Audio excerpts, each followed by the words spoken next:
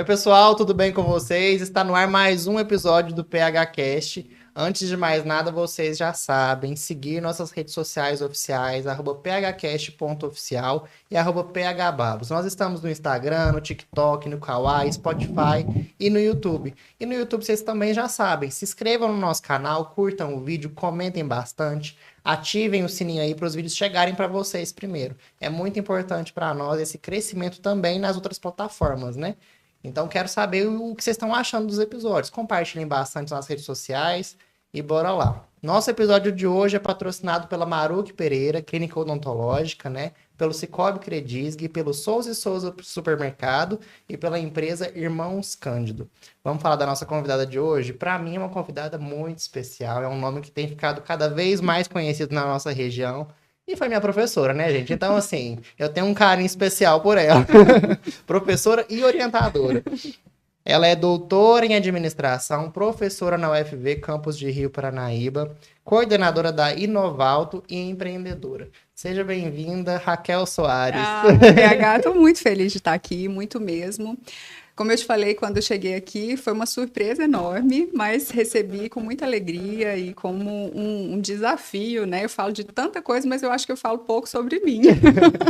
E hoje a gente quer conhecer a Raquel hoje. É uma oportunidade de contar um pouco mais de história, apesar de eu amar contar histórias, mas eu vou falar um pouco mais da minha. E obrigado pelo convite, pela oportunidade de estar aqui com você, com a sua equipe e conhecer um pouco mais desse trabalho super importante que você vem fazendo, dando voz às pessoas, dando espaço para que elas compartilhem aquilo que elas são, de onde elas vêm, para onde elas vão. Eu acho que isso ajuda a criar um mundo melhor. Para mim é uma honra ter você aqui. A gente, assim, para mim, para nós equipe também, né? Eu lembro que a Pri, que faz parte da nossa equipe aqui, também foi sua aluna, né? Comentou comigo, que legal você ter chamado a Raquel. Porque, assim, às vezes eu assusto com as pessoas ficando surpresas com os convites. Porque pra mim é algo tão normal. É algo assim, não, já tava no meu radar há muito tempo, né? Você me perguntou, de onde veio essa indicação? Da minha cabeça. É admiração mesmo, né? Pra mim é uma honra. Igual eu falei pro pessoal aqui no início. Você, como minha professora, me deu aula na UFV, eu era uma das professoras que eu mais gostava, assim, mais me identificava. Foi minha orientadora, né? Fez parte daquele momento ali, final da graduação. É tão libertador, né? Ritual, né? A formatura, e você estava ali junto. Então, para mim é muito importante mesmo. E, como eu disse, seu nome vem cada vez crescendo mais aqui na região, não só a São Gotardo, né?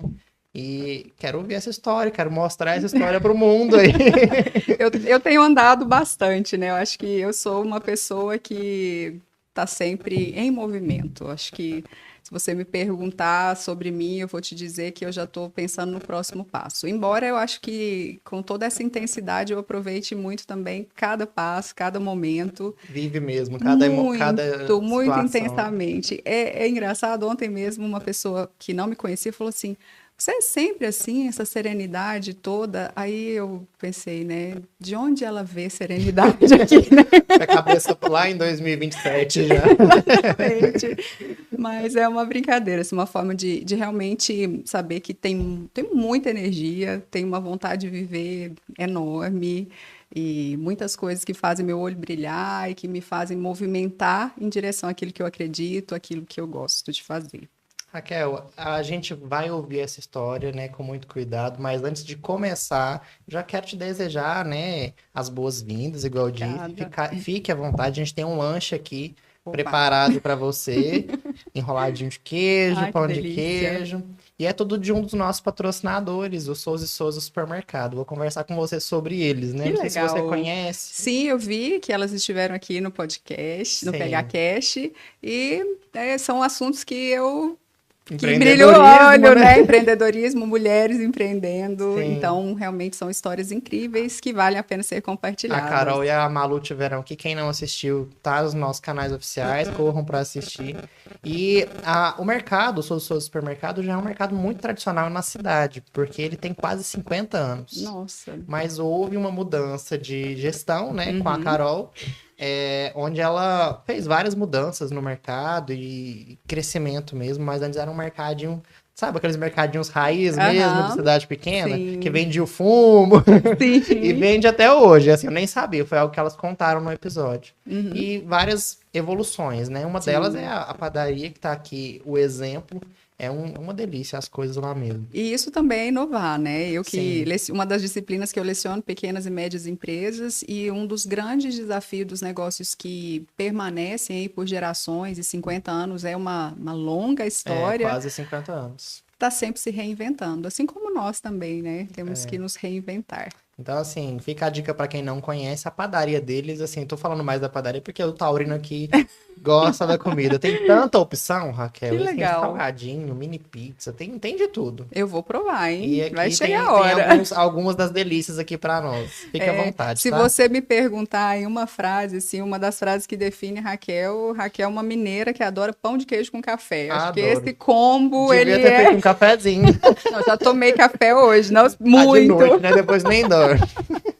É muito café, mas adoro. Acho que essa culinária nossa realmente é maravilhosa e, assim, eu elejo o pão de queijo como Eu também. o nosso Eu ícone. tava viajando recentemente, não tinha pão de queijo no hotel que eu tava, era no Rio, né?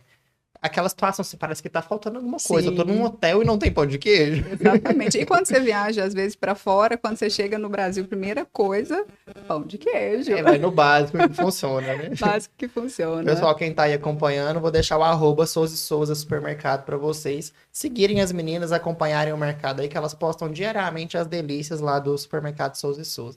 Beijo pra Malu e pra Carol, tá? Vamos lá? Vamos lá. Agora vamos falar de Raquel Soares.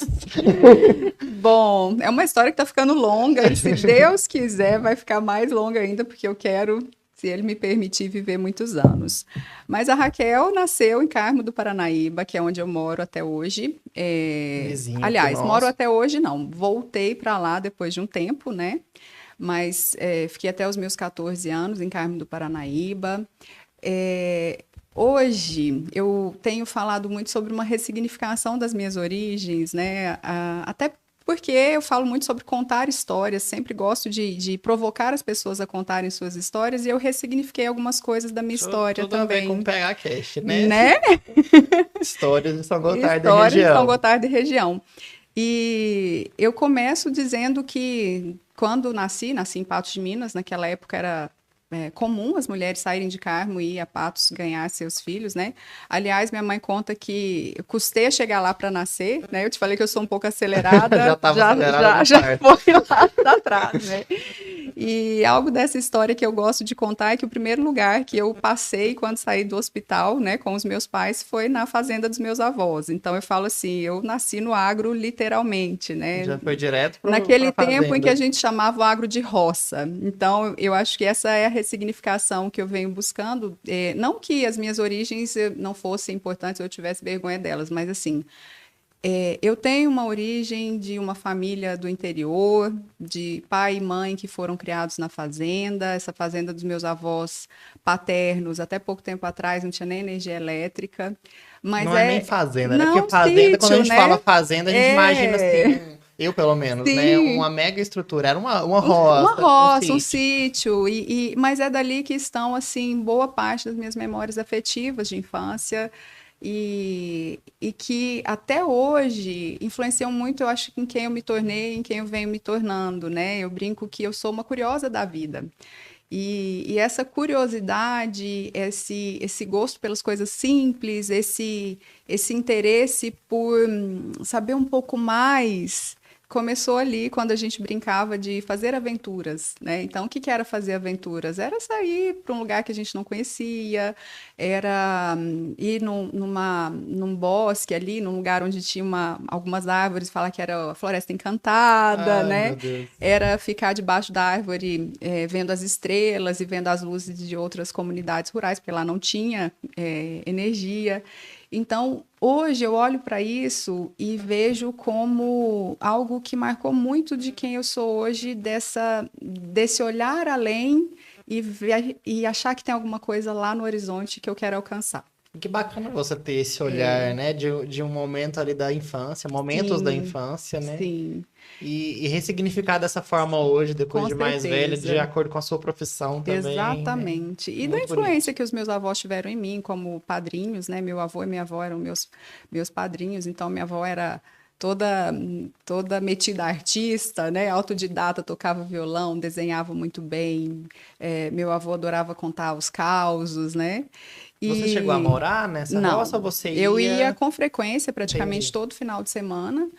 A gente ia mais lá do que na família da minha mãe, que a família da minha mãe já é uma família muito numerosa, né? E lá na família do meu pai são 6 irmãos, mas que casaram foi só meu pai e meu tio. Os outros 4 ficaram literalmente para titios. E então eu e meus irmãos e os meus 2 primos, apesar deles serem mais novos, mas a gente era assim muito paparicado lá, porque era só nós, né? Eu tenho 2 irmãos e 2 primos, então a família é muito resumida. Vocês eram 5. Só você de Isso, menina? eu e uma prima. Ah, tá. Agora, dos meus irmãos, são 2 homens, eu sou a irmã do meio. E do lado da minha mãe, o oposto. São 10 filhos, todos casados, aquele monte de primo. Aí já era aquela intensidade ali aquela confusão ali de todo É, mundo brincando comigo também foi assim, só que junto. foi a família materna. A Aham. família, minha família materna é mais reduzida do que a paterna. Então eu cresci mais ligado aos meus primos do lado de mãe. Que tem menos. Tem Que menos, tem era menos, eu, isso. tenho 2 primas e mais 2 primos. Então são 5 também. Mas deixa eu contar, assim, vou dar um salto na história, mas agora que a gente falou em família, não tem como não falar isso, né? A minha família materna é muito unida e muito grande, dá volume onde chega, né? Para você ter uma ideia, na minha formatura, eles foram de ônibus. E aí, assim, os meus colegas falavam assim, eu tinha um colega que falou uma Então frase são que unidos, marcou né? Que muito, foram. muito. Um colega meu brincou assim, Kel, eu achava que eu tinha família, mas depois que eu conheci a sua, eu não acho que eu não tenho Dá pra família. fazer aquela festa anual, né? Família, Nossa! qual que é o sobrenome da Santos, a família família Santos. Santos? Muito, e até as pessoas falam que a gente é muito parecido também fisicamente, né? Tem um outro amigo da minha prima que fala que são as angolinhas, onde chegou um, você já bate o olho e fala, ah, aquele ali é do parente do Tito, né? E são todos do Carmo, as 2 famílias. As 2 famílias. A maioria mora lá. Hoje, do lado da minha mãe já deu uma esparramada, mas a maioria ainda mora lá, inclusive meus pais, graças a Deus, estão os 2 lá. Tem uma avó viva ainda, com 95 anos, que Olha é só. É uma guerreira, Quanta história, né? Que ela não tem. muita história, muita história. E então essa é a minha origem familiar, né? Uma origem de 2 famílias muito simples que cresceram ali na roça, os meus pais, e marcada por uma dedicação muito grande ao trabalho e ao estudo. Eu acho que trabalho e estudo são temas que também vêm aí das minhas raízes, né? Isso é muito forte. Você Muito falou estudo e forte. trabalho, eu pensei, Raquel. Estudo e trabalho. Acho que É, tem uma amiga lá da UFV que sempre fala isso. Ela fala, olha, você tem 2 características muito fortes, assim, essa dedicação muito grande a tudo que você faz e esse desejo de aprender. Então, eu acho que nessa trajetória que eu te falei, que eu espero que seja longa, né? Se Deus me permitir, até o último minuto eu quero estar aprendendo alguma coisa nova, alguma coisa diferente.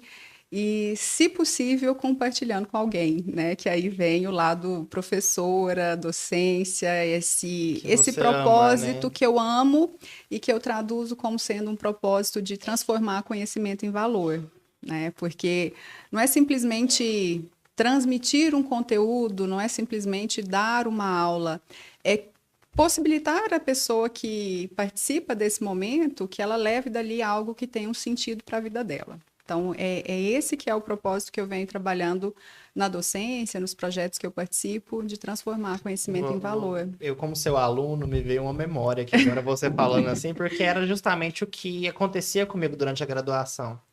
É, nas aulas de RH, né? Aham. Eu já estava trabalhando na Realtec como gestor na época, e eu falo que um dos grandes ganhos da minha vida foi estudar e trabalhar ao mesmo tempo, Sim, né? Porque era como se eu estivesse vendo a prática, a teoria na faculdade e aplicando em tempo real no Uhum. meu trabalho. E eu fui Sim. abençoado de estar num cargo de gestor, né? Antes mesmo da formatura. Uhum. Então acaba que isso fez muito sentido para mim na época da faculdade. E traduz o que você falou, que é, né, passar esse conhecimento para o próximo e Sim. fazer com que ele aplique de certa forma, né?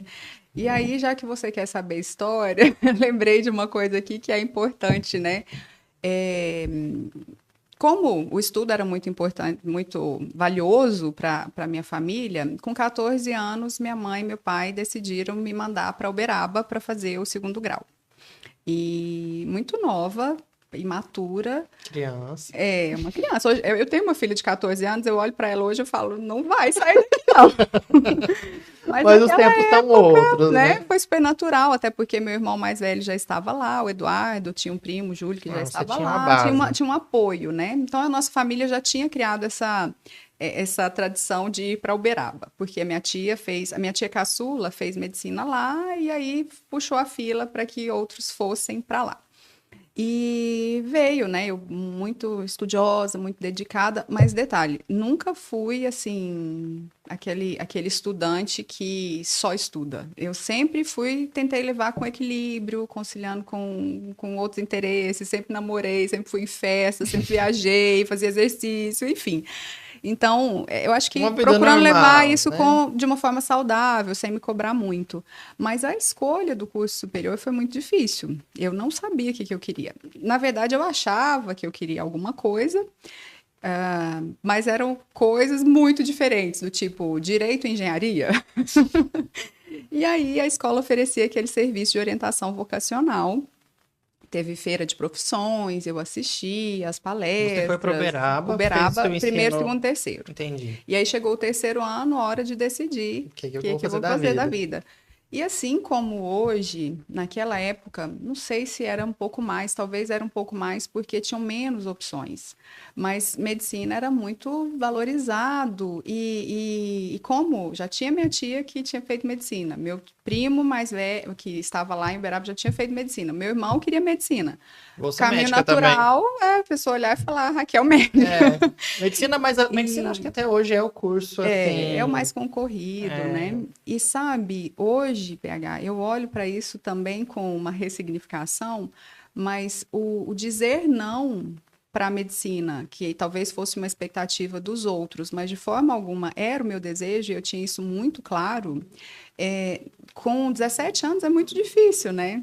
E eu sofri muito para bancar essa decisão de não ser médica naquele momento. Por quê? Porque eu tinha notas boas, porque a família já estava seguindo essa trilha, mas eu tinha ali algumas dúvidas entre cursos e medicina não era um deles. Pelo contrário, era o que eu não vou fazer, né? E aí fui para a orientação vocacional e entre as opções ali que eu apresentei para a psicóloga, ela olhou assim, né? Nossa, vai dar trabalho, porque não nada a ver com a outra. E quando chegou o resultado do teste, a primeira carreira era magistério.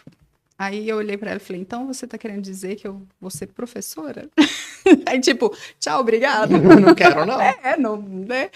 Aí, Olha só, anos depois, né? corta para 2024. 2024, o ano é 2024 e aqui está, até no perfil do Instagram, né? Professora Professora Raquel Raquel Soares. Soares. Mas naquele momento realmente não fazia sentido, né? E usando ali as minhas habilidades, os cursos que eu tinha me interessado mais, o que fazia mais sentido era administração. E eu fui para administração, e se você me perguntar hoje se eu me arrependo, eu não me arrependo hora nenhuma.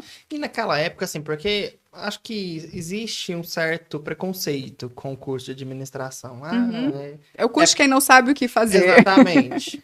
E existia isso antigamente? Ó, eu acho que tem dois fatores que, se o preconceito existia, como eu te falei, eu acho que eu banquei a minha decisão Você pautada neles. segurou a bronca da medicina. Exato. Eu acho que dois pontos que foram muito favoráveis, além da orientação vocacional, que, ok, ela disse que você vai se dar bem à administração, porque você tem um lado lógico, matemático, mas você tem também um lado muito humano.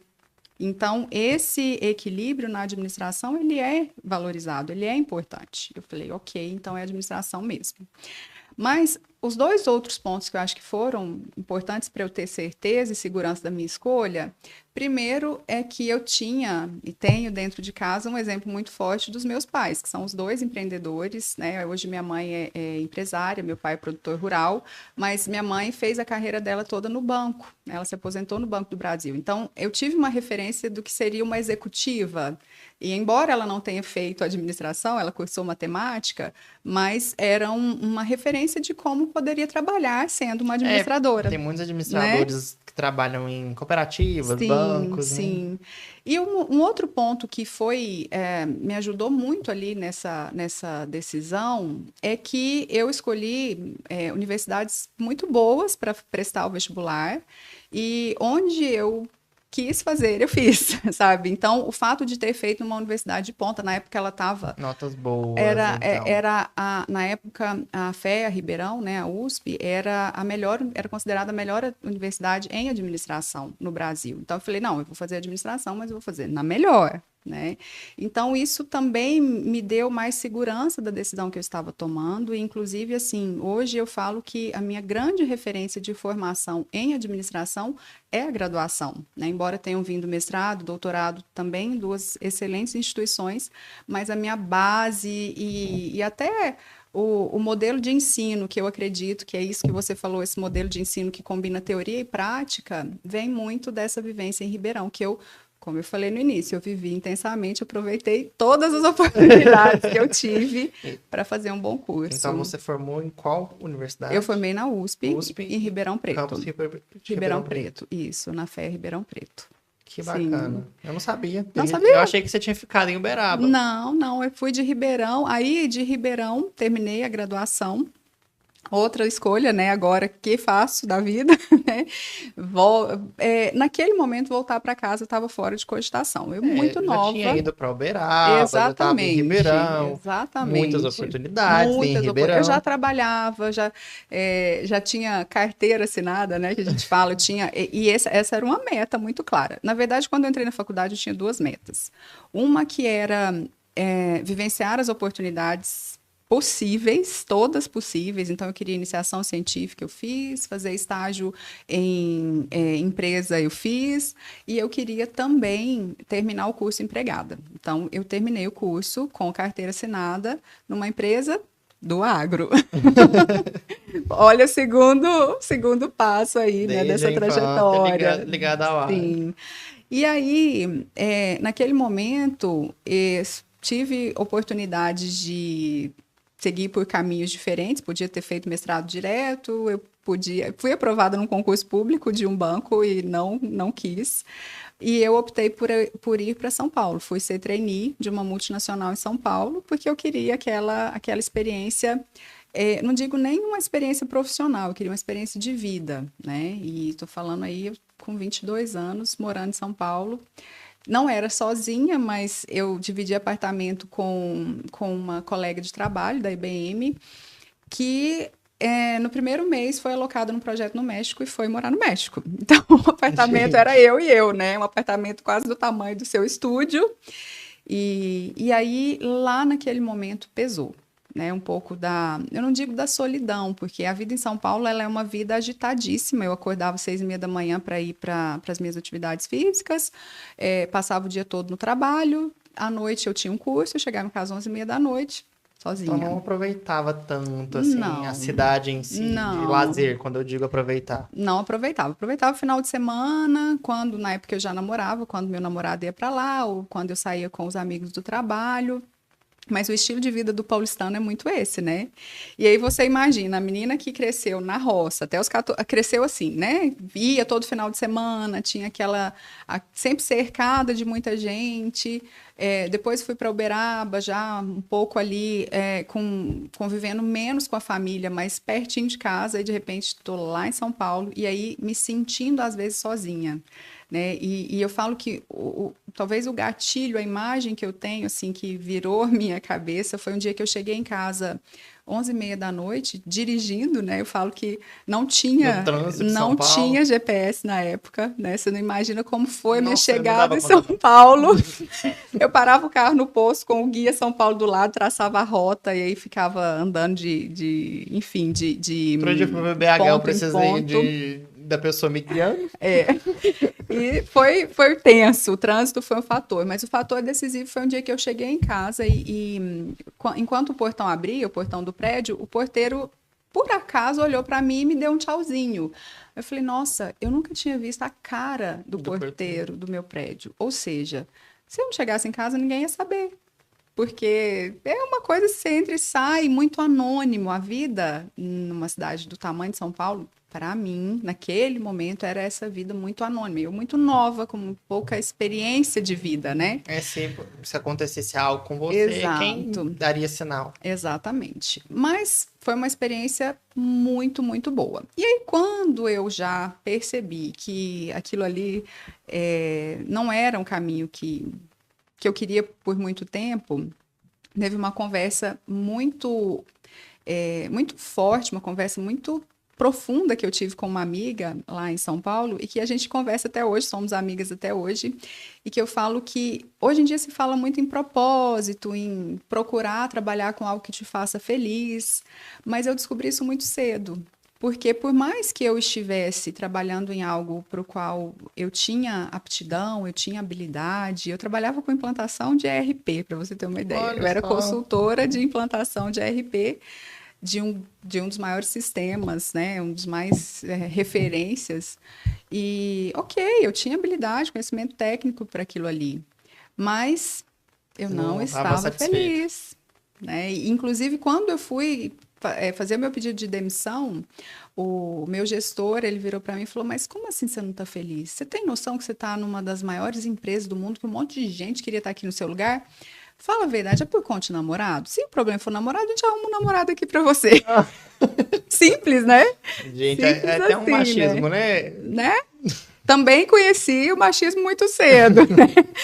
Mas, de fato, um dos fatores que me levou a essa decisão era realmente o relacionamento que eu já tinha, né, com o meu hoje marido, já na época namorado, Zé Eduardo, e a gente estava caminhos, assim, Opostos. se distanciando muito, né, Ia terminar, profissionalmente. né? Provavelmente. Ele é agrônomo, ele trabalhava com a família dele. Na verdade, na época, ele não trabalhava diretamente com a família dele, mas ele tinha a opção de trabalhar com a família dele em Carmo do Paranaíba também.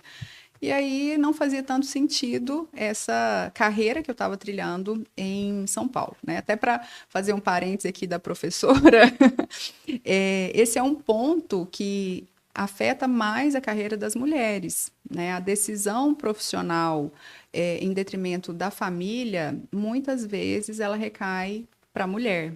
Hoje eu consigo olhar para isso e dizer que também não me arrependo da decisão que eu fiz, até porque ela foi muito negociada comigo em relação ao que eu Não estava foi nada fazendo. obrigada, Não né? foi obrigada, não foi no impulso, foi algo muito pensado e conversado com a minha família, com quem importava. Enquanto você Mas, conta essa história, eu tô lembrando de uma outra convidada que passou recentemente pelo PHCast, que é a Janaína da Viva Bem. Acho que são 2 sim, episódios atrás que foi o dela. E a história é muito semelhante com o que é você tá me contando, só que é o o contrário. contrário. Ela é paulista, teve essa vida, né, em São Paulo, fez intercâmbio nos Estados Unidos muito tempo, e ela voltou, ela tomou a decisão de vir para São Gotardo, pro interior, no mesmo estilo, pela família, pelo marido, Sim, né? E não se arrepende, sim, né? Formou a família dela, tá com 2 filhos. é. Então acontece, é comum, né? São em tudo na vida, todas as decisões que a gente tiver verão perdas e ganhos. Hoje eu consigo olhar para essa minha decisão e que lá atrás foi o que um fator decisivo, pensar que a carreira docente ela poderia ser a mesma em qualquer lugar onde eu estivesse. Se eu me dedicasse, se eu estudasse e aquilo que eu te falei no início, trabalho e estudo. Eu poderia ser uma professora bem-sucedida e que poderia ajudar muitas pessoas em Carmo do Paranaíba, em Rio Paranaíba, enfim. Em Rio Paranaíba, na época, não era uma opção, era um porque não ponto. tinha UFV. Mas até nisso, né? Logo depois veio a UFV, né? E tem aquela frase que eu adoro, né? Sorte é quando a oportunidade encontra o preparo. E eu já estava me preparando, né? Então, quando eu saí de São Paulo, quando eu tomei a decisão de sair de São Paulo e para fazer o mestrado, aí na época a minha decisão foi muito direta. Meu critério era muito objetivo. Onde tem mestrado que é mais perto de casa. Eu já tava. Já estava com esse olhar de me direcionar para cá. E foi quando eu fui para Uberlândia, né? Fiz o mestrado na UFO. Aí já fiquei noiva e até então a melhor possibilidade que eu e meu marido enxergávamos era ele morava em Patrocínio, na época era eu dar aula em Patrocínio ou Patos, porque era onde tinham faculdades mais próximas a Carmo do Paranaíba. Mas sempre na estrada, né? Ligando o mapinha. Sempre na estrada. Isso aí para mim é comum. uma pessoa em movimento. Disso. E aí fui para Uberlândia, fiz mestrado, né? Na época, assim, muita gente falou, o quê? Você vai largar uma multinacional com esse plano de carreira na área de TI para fazer mestrado? Falei, gente, é isso que eu quero, é um estilo de vida que eu quero e é algo que eu posso fazer em qualquer lugar. Então, tá decidido. E fui com a cara e com a coragem de novo. E aí, nesse período, já caminhando para voltar mais para casa, eu comecei a dar aula em Patos de Minas, né? Primeiro, não, na verdade, eu comecei aqui em São Gotardo. Mas você já tinha terminado o mestrado? Não, antes de terminar o mestrado. Primeiro lugar, essa história eu gosto de contar também. Posso contar? Claro, fica à vontade. Ainda mais que eu Estamos estou falando em São Gotardo. Eu adoro vamos contar. falar do vínculo da Raquel com São Gotardo. Não começou só agora. Não começou, porque o primeiro lugar que eu dei aula não foi Patos, foi São Gotardo. E eu lembro que nas primeiras turmas de administração do SESG, eram estudantes mais velhos, né? Era aquela demanda reprimida. Então, eu estava ali, eu comecei na segunda turma. A primeira turma não foram meus alunos, mas a segunda turma, os alunos já foram, já foram meus alunos. E eu cheguei, na época eu usava aquela calça de um jeans molinho, esqueci o nome. Tencel, acho. É um jeans molinho. Não vou saber. E eu gosto muito de pantalona. Eu tava com uma pantalona jeans, entrei em sala de aula e já dei aquela manjada, assim, né? Quem são esses meus alunos? E a calça começou a tremer, né? Só balançando, assim. Porque eu já percebi que eles tinham de profissão o que eu tinha de vida. Então, imagina como era um desafio, né, aprender com você. Uma jovem, sei lá, 23, 24 anos eu tinha, para ensinar para quem já estava ali há tantos anos, né? Mas acho que deu certo, porque eu fui até madrinha deles. Com certeza deu certo, então. Tenho contato com alguns deles até hoje, né? E é o que eu falo, até recentemente eu tive lá em Goiás, cidade de Goiás, que foi onde nasceu a Cora Coralina, onde ela, não sei se ela nasceu, mas onde ela viveu muito tempo. E ela tem uma frase que eu adoro, que é feliz aquele que aprende o que ensina. Então, todos os lugares onde eu tive a oportunidade de ensinar, na verdade, eu aprendi muito mais, né? E aqui em São Gotardo, onde eu comecei essa primeira turma, foi um desafio, mas foi muito especial. E marcou para você, né? Marcou. A primeira turma em São Gotardo. Primeira turma em São Gotardo. Não sabia disso. E às vezes foi naquela época que a estrada estava muito ruim, então eu passava... Mas já esteve aqui uma pior. Crítica, gente. Fica aqui, deixa eu aproveitar esse momento. Vamos tampar esses buracos? Os convidados estão caindo nos buracos, né? Ao chegar na cidade, mas, por favor. Para você ter uma ideia, estava tão ruim que a gente vinha pela estrada de chão, passando lá pela estrada de Rio Paranaíba. E eu contei essa história outro dia na Credisg, que foi um dos lugares onde eu passei mais frio na minha vida, porque aí eu dormia aqui, né? Dava aula à noite, dormia aqui uma noite, pelo menos. E aí um dia, eu naquele frio no hotel, com cobertor dessa grossura, eu falava assim, gente, o que eu tô fazendo aqui? Onde é que eu fui parar? Mas passa rápido, sabe? Essas crises, assim, porque como eu sou muito animada, onde eu vou, eu aproveito, parece ser muito né? positiva. Você tem uma luz muito forte, assim. Além da elegância, vamos elogiar. Imagina, até falei o brilho, né? O brilho da blusa. Não, mas é uma luz natural mesmo. O seu olho brilha quando você conversa assim com a gente. É o que eu te falei, tá vindo as histórias, né? Mas, bom, e aí, nisso tudo também, Paulo Henrique, eu gosto de dizer o seguinte, eu acredito firmemente que existe os propósitos de Deus e que Ele tem planos para nós que muitas vezes a gente desconhece, né? Então, além da sorte, eu acredito muito que Deus vai providenciar e vai guiar.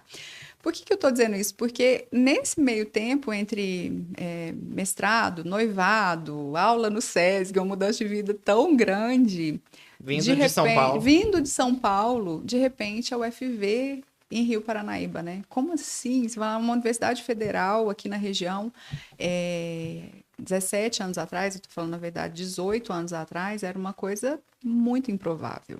Né? E aí, de novo, meu sensor interno, né, assim, de captar oportunidade já falou, vai emenda doutorado de uma vez, porque quando tiver nos concursos com o doutorado, a chance é maior. Então, antes da UFV chegar, de fato, você já começou a fazer o doutorado? Já comecei. É a frase do se preparar, né? Tá preparada para quando a sorte chegar, né? Chegou, né? Chegou. E aí eu fui para o doutorado já. Emendei, terminei o mestrado em janeiro, em março eu já estava em Belo Horizonte, no FMG, fazendo doutorado. E o doutorado é mais pesado, né? Pesado. Eu costumo dizer o seguinte, a vida toda eu fui muito precoce na escola. Eu sou de agosto, então eu sempre fui a aluna mais nova da sala. E hoje, até por eu estudar muito desenvolvimento humano, competências comportamentais, inteligência emocional, eu consigo olhar para a Raquelzinha e sentir o drama que eu vivi ali, porque por mais que eu tivesse uma capacidade cognitiva e acompanhasse a turma intelectualmente, mas emocionalmente tinha um peso grande. Ser a mais nova, ser muito certinha, né? Ser...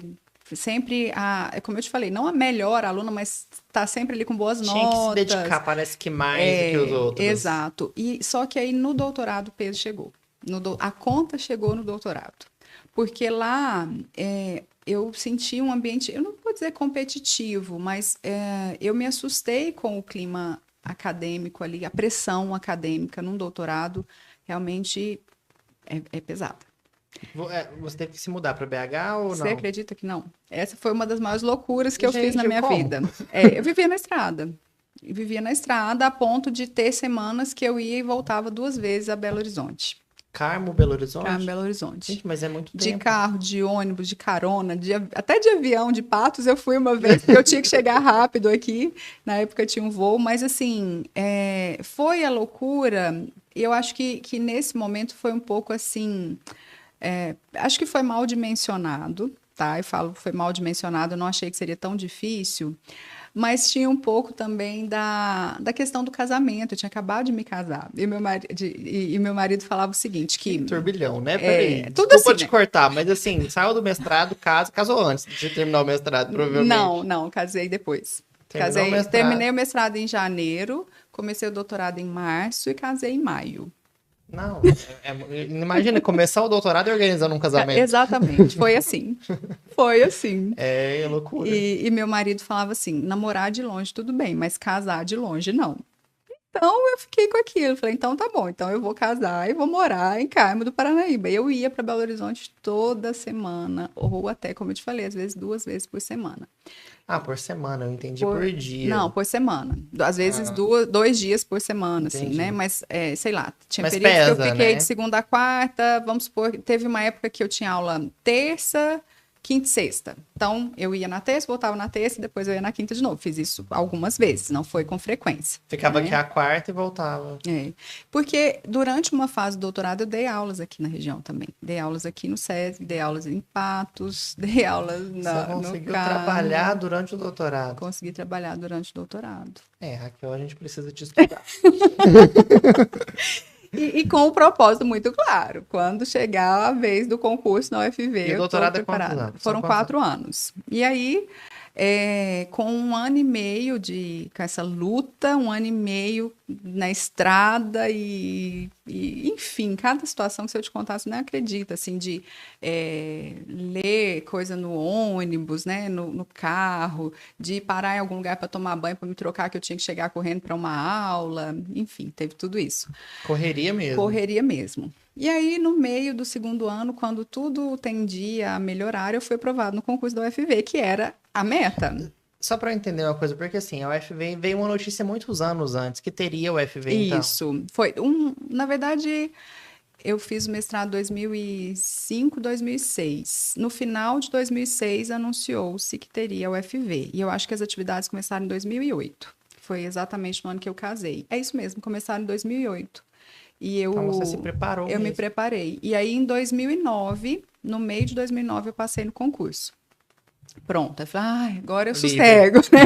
Agora vai. Uhum. E aí... Conta pra Raquel aqui. Né? Não, aí agora vem a melhor parte da história. Porque exatamente no dia, assim, nos dias que eu passei no concurso, eu descobri que eu estava grávida. A Raquel mãe. E aí, no meio de um doutorado... Aí voltou as notícias boas. No meio de um doutorado, grávida, ainda sem ter... Eu tinha sido aprovada, mas não tinha sido nomeada. E acabou que a nomeação não veio de imediato. E aí eu já tinha pedido demissão de onde eu trabalhava, já tinha largado a bolsa do doutorado. E eu tinha que terminar o doutorado, tinha que viajar. E eu não tinha nem bolsa, não tinha nada, né? Então, foi uma fase ali, de agosto a outubro, um pouquinho tenso, eu esperando a notícia da nomeação da UFV, mas eu acabei assumindo algumas aulas como monitora, porque como eu fazia doutorado, eles me pediram para assumir essas aulas, que precisava do professor, e eu topei. Então, foi uma fase muito difícil. Esse início ali foi muito tenso, né? Mas... Até financeiramente, né? Nem te conto. O custo dessas idas para BH é muito, barato, muito alto. E aí, a notícia boa foi logo depois, veio minha filha, minha primeira, Ana Beatriz, está com 14 anos, linda, maravilhosa, um doce de menina. E aí, terminei o doutorado, já com a filha, já crescidinha. Quando eu terminei, ela estava com quase 2 anos. Tudo indo bem na UFV, foi uma fase muito boa. Mas precisa te estudar mesmo, porque doutorado, filho recém-nascido, casamento, nomeação na UFV. Esse foi o meu início. Por isso que você é acelerada mesmo, tem como não. Mas você sabe que às vezes eu conto essa história, né? E tenho orgulho dela, tá? Não vou dizer que não. Mas não foi fácil, né? Eu falo que em alguns momentos... especialmente no doutorado, quando eu te falo que a conta chegou, né, pela pressão, talvez uma maturidade que eu não tinha, e aí somando tudo isso, no último ano, eu vindo de lá, não era o último, era o terceiro ano, eu com a minha bebê recém-nascida, dirigindo, minha mãe junto, a estrada horrível, eu parando o carro para amamentar, eu lembro direitinho, passou o trevo de São Gotardo, passou o trevo de Rio Paranaíba, porque eu estava quase chegando no carro, eu virei para minha mãe e falei assim, mãe, posso falar uma coisa? Eu vou desistir. Não aguento. Ela falou assim, como assim você vai desistir? Eu falei, mãe, olha isso, olha o que eu estou fazendo. Olha a Ana Beatriz aí atrás, a senhora tendo que vir aqui comigo. Que coisa difícil, né? E outra coisa, PH, que foi um processo muito intenso para mim, é que eu estudei feminilidades de mulheres nos negócios. E aquela história que nasce o filho, nasce a mãe, é fato. Então, assim, eu estava aprendendo a ser uma nova mulher e estudando identidade de mulheres e a minha própria identidade profundamente em desconstrução, reconstrução. E já pensando no que você estaria passando para o bebê. Exatamente. Que é a sua filha. Exato. E aí ela falou, não, você não vai desistir, eu vou te ajudar. O que você precisar, eu tô aqui e olha para sua filha, porque um dia ela vai ter muito orgulho disso. Você já estava na metade do doutorado. Estava quase acabando. Estava ali um pulo. Tanto que quando eu fui fazer a coleta dos dados, eu fiquei uma semana em BH e levei a babá. E sabe que você falou uma coisa aqui, não sei se foi gravando ou antes, que eu sou muito positiva. Eu sou. Eu faço do limão a limonada. Então, assim, até hoje, assim, por exemplo, Viajar é uma coisa que eu faço muito a trabalho. Sempre que eu tenho oportunidade de viajar e levar minha família para conhecer uma cidade nova, para visitar um parente, Vamos. vamos. Por quê? São oportunidades que talvez podem ser únicas, né? Então, até nisso, eu acho que aquela época que eu levei a Bia para BH, e ela ficou comigo, ela passeava, ela adora, até hoje, adora Belo Horizonte, a gente vê as fotos, dá saudade. Então, eu acho Foi bom, que é né? isso, sabe? É esse olhar, assim, não ingênuo, né? Não é alienado, porque é difícil, eu estou dizendo que é difícil. Mas, por outro lado, se a gente olhar bem, a maioria das coisas na nossa vida tem um lado bom mesmo. E eu acho que eu tenho essa lente do lado É bom. aproveitar a rota, né? Literalmente Isso, a rota. com certeza. Com certeza. Raquel, eu acho que a gente, antes de entrar na parte mais profissional, de fato as histórias se misturam, né? Não tem como. Sim. Mas antes de entrar na parte do empreendedorismo, das histórias dentro da faculdade mesmo, eu queria falar com você sobre um dos nossos patrocinadores. Como eu já disse, né, o PHCast acontece graças a grandes marcas que apoiam o nosso projeto, né? A gente está conseguindo contar diversas histórias maravilhosas como a sua, graças a eles, né, que fazem o projeto acontecer. E uma dessas empresas é a empresa Irmãos Cândido. Não sei se você conhece. Sim, É uma já empresa vi. tradicional em São Gotardo, tem quase 30 anos, mais de 30 anos de existência, né? Então, assim como muitas empresas, uma empresa familiar, né, que começa pequeno, cresce, né, e tem história, né? E a Irmãos Cândido é uma das empresas que apoia o nosso projeto, uma empresa do ramo da construção civil, né? Lá eles têm de tudo para construção mesmo. Vou até listar algumas coisas aqui, ó. Diversas soluções hidráulicas, elétricas, perfeito. Hipermeabilização, ferragens, reparos. E eles também têm a empresa de locação de equipamentos. O que acontece? Ah, vou construir. Precisa dos equipamentos, né? Sim. Betoneira, aquelas máquinas pesadas. Então, eles alugam para os profissionais, né? Sem precisar dos profissionais comprarem, porque o custo disso é alto, né? Sim. Então, tá aí uma empresa completa mesmo no ramo da construção, tanto para os maquinários, as compras, né? As coisas pequenas, quanto para locação também. Não conheço a fundo a história, mas eu acredito que eles também souberam se reinventar e olhando muito para aquela visão que a gente fala lá na disciplina de pequenas e médias empresas, que não é uma empresa que vende produtos, mas é uma empresa que resolve problemas, né? Então, quem está construindo vai precisar do equipamento, por que não resolver esse problema para ele também, né? E esse reinventar é muito verdade. O Jorge, ele é da minha idade hoje, né? Então, assim, a empresa é mais velha que ele, né? Tem mais de 30 anos. A gente estudou junto, eu lembro da gente Que pequenininho legal. estudando. E hoje ele tá à frente. Então, assim, é uma pessoa da mente super aberta, né? A gente tava trocando ideia outro dia sobre divulgações, redes sociais. Todo mundo sabe da importância disso hoje em dia, né? Sim, com certeza. E tá vindo novidade. Eu já falei disso aqui no PHCast, mas além da alocação de máquinas pesadas, eles também vão entrar com a alocação de equipamentos pequenos. Por exemplo, você, Raquel, na sua casa precisa furar uma parede e você não tem uma furadeira. Não precisa trazer um profissional para furar uma parede, que é algo simples. Sim. Né? Eles conseguem alugar a furadeira para você, uma parafusadeira, Sim. outros equipamentos. Acho que até já tem, né, as máquinas de limpeza de colchão, de sofá, que é tão legal. tradicional, né? Sim. Então, assim, é bem completo mesmo. E eles estão sempre se reinventando. E são novas formas de pensar o próprio consumo, né? Tem uma frase clássica aí do empreendedorismo que você não precisa de uma furadeira, você precisa de um buraco na parede. Exatamente. Então, se tem alguém que resolve o seu Exato. problema, você não vai precisar comprar uma furadeira para deixar ela ali parada, né? Exato. Então, vem até nessa linha de consumo consciente, enfim, otimizar os recursos, né? Isso é muito importante. Então fica aí a dica para vocês, Irmãos Cândido. Um abraço aí para o Jorge, para toda a equipe das empresas, né, Irmãos Cândido. E vamos lá, né, Raquel? Vamos lá, vamos falar de seguir. Empreendedorismo Posso agora? só contar uma coisa? Bom, acho que agora a gente vai entrar no empreendedorismo e vamos falar, porque eu contei da maternidade, falei da Bia, mas tem a Bela também, né? Vamos voltar na família, então, antes de entrar no empreendedorismo. Só que aí, eu acho que a Bela é mais nova. É a mais nova, ela tá com 9 anos, faz 10 agora em junho, mas tem um ponto aí que, de fato, a Maria Isabela já chega num momento da minha vida mais empreendedora, tá? Então, eu acho Entendi, que tá tem tudo a casando. ver. Adivinhei. Tem tudo a ver com essa entrada no tema do Não tem empreendedorismo e com a minha como, as histórias história. se misturam, Acho que Raquel. a Bia foi, quando eu terminei o doutorado, tinha o diploma, a tese e a Bia.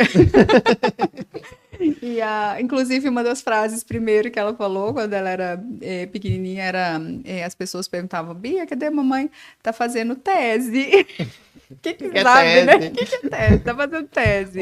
Raquel, os nomes delas são Ana Maria, Ana Beatriz Beatriz e e Maria Maria Isabela. São Isso aí, nomes Bia e lindos. Bela. E é engraçado, né? Que tem gente que fala, não gosta de apelido. Eu já escolhi os nomes, eu e Já meu marido pensando nos apelidos. pensamos nos apelidos. E principalmente a Bebela, ela faz questão de chamar de Bebela. Às vezes eu falo alguma coisa de Maria Isabela, tipo o Maria Isabela Kiko é lá quando tá do brava. Chaves, né? Frederico, ele ficava assim, né? Mamãe, por que ela tá me chamando? A É a Bebela é a mesma mesma coisa. sensação que eu tenho quando me chamam de Paulo Henrique.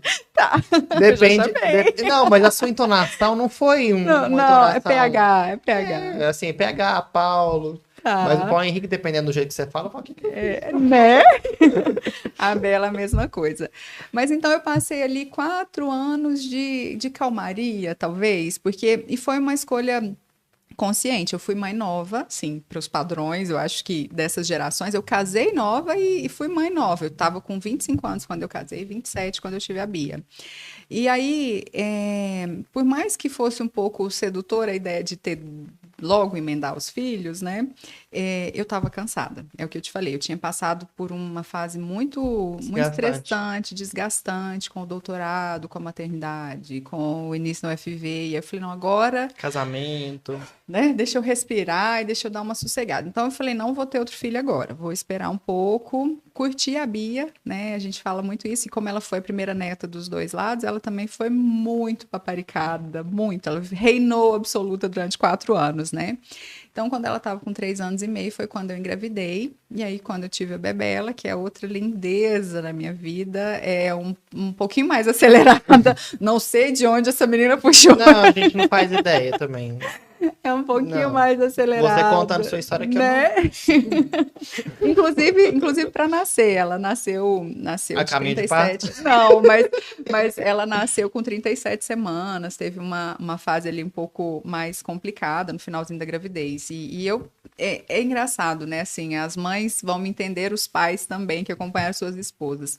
A gente sempre acha que uma gravidez vai ser igual a outra, que um filho vai ser igual a outro, mas não é. Então, como a primeira gravidez foi muito tranquila, na segunda eu segui o ritmo. Falei, vai ser tudo tranquilo, vai ser tudo bem. Só que eu já tive um pouquinho mais de contrações mais Sofreu um pouco cedo, mais. sofri um pouco cansaço, eu senti uma falta de ar enorme, tanto que eu tive que pedir para sair da sala de aula no UFV, que eu ia falar, eu tava assim, porque ela tava com o pé na minha costela. E aí tive que sair um pouquinho antes e ela acabou nascendo de 37 semanas, né? Então ela é super pontual, ela é toda assim, metódica com o horário. Eu falo, tá aí, ó, porque nem para nascer ela teve paciência de esperar, né? Mas E a Bia, né, que é a mais 40 velha. semanas. Mas eu ia te perguntar outra coisa. Ah. Ela sentiu o ciúminho da mais nova? Sentiu. E eu não sei se elas vão assistir o episódio, mas eu vou te contar. As Passa o duas arroba que eu mando sentem. essa parte pra ela.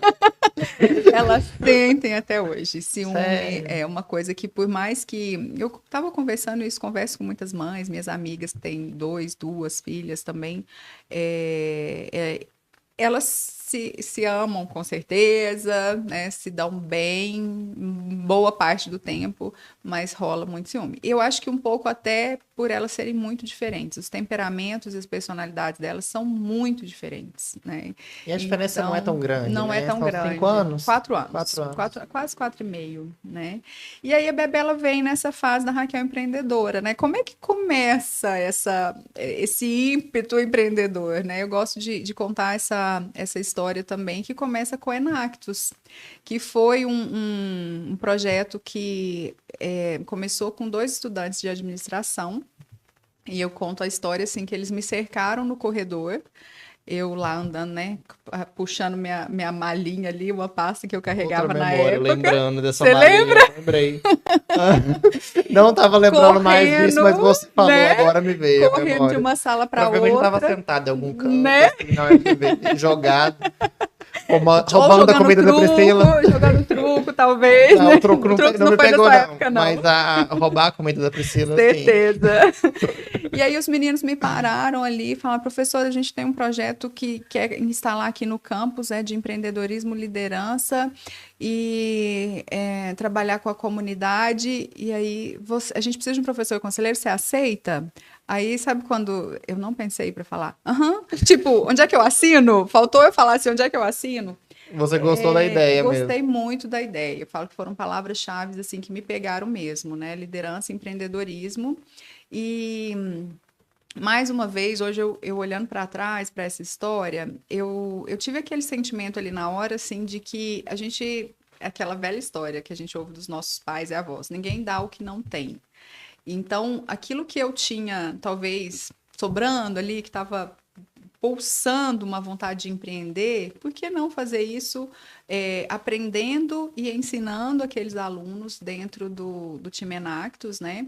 Aprendi com eles, o time Enactus da UFV-CRP foi o primeiro de Minas, então a gente fez história. Eu acho que não só na região, movimentando os projetos com comunidades, mas também na Rede Enactus Brasil, né? Como um time de um campus pequeno, de uma cidade pequena, Se destacando, trazendo muito do rural, desse Brasil do interior, que até hoje, a Joana, que é a presidente da Enactus Brasil, é minha amiga, eu adoro a Joana, ela me carrega e eu adoro as oportunidades que ela tem me oferecido.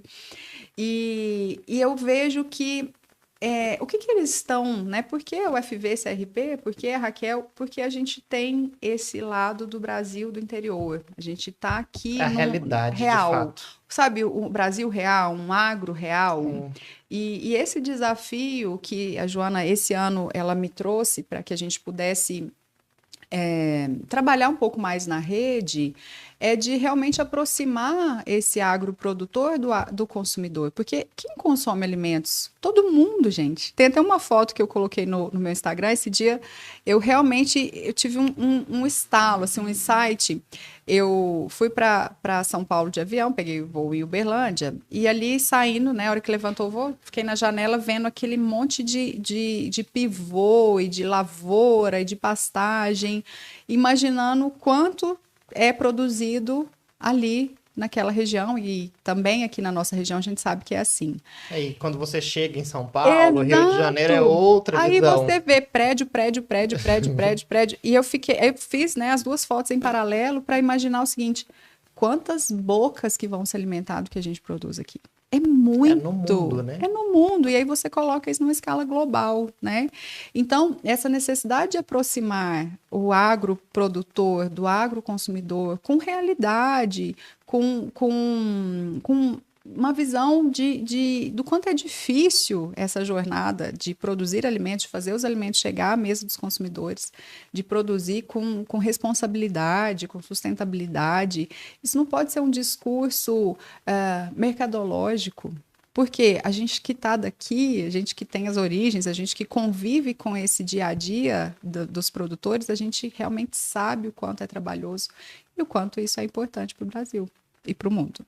A gente já recebeu alguns convidados ligados ao agro e isso é muito falado, né? A sustentabilidade, Sim. o quanto os alimentos que são produzidos aqui chegam em lugares assim inimagináveis mesmo, né? Vai para o mundo inteiro. Sim. Eu tenho uma amiga na Irlanda, inclusive ela chegou hoje em São Gotardo, que eu lembro claramente dela postar o selo nos stories dela, selo de região de São Gotardo lá na Irlanda.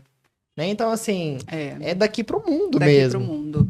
E a origem é cada vez mais valorizada, né? Então, esses modelos que a gente tem aqui na região, o do café, né? O café do Cerrado Mineiro, a região de São Gotardo, não se refere simplesmente a produtos, mas se referem também a histórias, Sim. a atitudes de pessoas que estão por trás dessa produção. Isso é muito sério, não dá para a gente tratar disso como, de novo, como um discurso de marketing. Isso tem que ser realmente uma prática vivida, né? Vivida por pessoas, né? Então, é por isso que cada vez mais as pessoas se tornam uma das grandes chaves para o sucesso de todas as áreas, mas eu acho que no agronegócio essa visão está chegando agora, né? Talvez eu falo que às vezes um pouco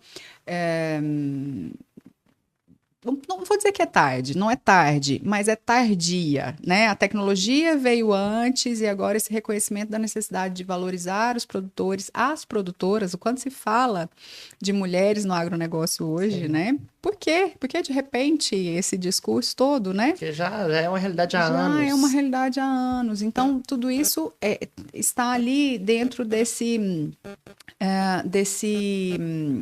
discurso relacionado à sustentabilidade, à visão global, à visão de que a gente precisa de gente, né? Então, independente se é homem, se é mulher, se é jovem, se é pessoas mais experientes, é gente que vai fazer essa sustentabilidade. Independente de qual seja a área, agro, ou qualquer emprego, lugar, são pessoas que fazem acontecer. Exatamente. A tecnologia, sim, está avançando drasticamente, ajudando muito todas as pessoas. Mas, de novo, pessoas, né? Ajuda as pessoas.